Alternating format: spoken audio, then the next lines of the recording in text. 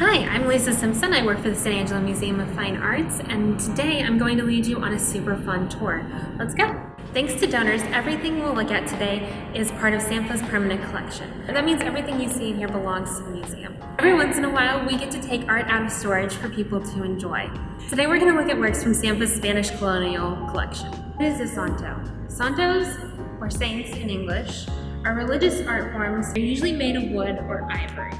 Santos and retablos are on exhibit in the museum's galleries. Most of the pieces on display are hundreds of years old and tell stories of the Bible and life in Mexico and other areas colonized by Spain. This one could have even been dressed. We see the cage that's open, and they would have carried it around in procession.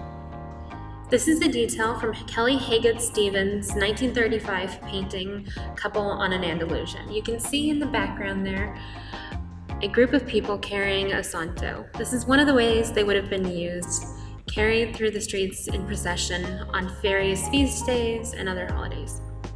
Christ is shown with his wounds, and that's one of the ways we know who he is. We also see this on other saints, some of whom have received the stigmata, like for St. Francis. These icons were crucial for storytelling and passing on religious tales to people who didn't speak the same language or might not have known how to read. Here we have St. Anthony of Padua. This was done in the 19th century.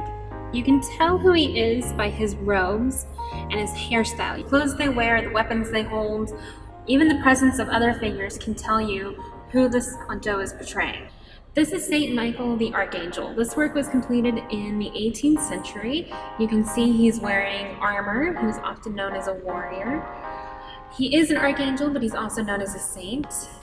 You can see his hands are positioned like they might have been holding something. So we see one hand up that could have possibly been holding a sword, which is one of his attributes, and the other might have been holding a scale.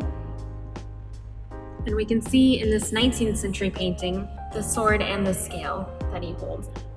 Raphael is thought to guard pilgrims on their journeys and is often depicted holding a staff. This Santo is Mater Dolorosa, the Mother of Sorrows. She was done in the 19th century. It's likely she would have been dressed, and you can see where the holes in her face are, there would have been tears, likely done in glass. Santos remain a religious tradition in parts of Mexico, the Philippines, Puerto Rico, and some Caribbean islands. Visit our blog to make your own Santo at home and then share the pictures with us on our social media. Thank you for watching and making distance learning fun.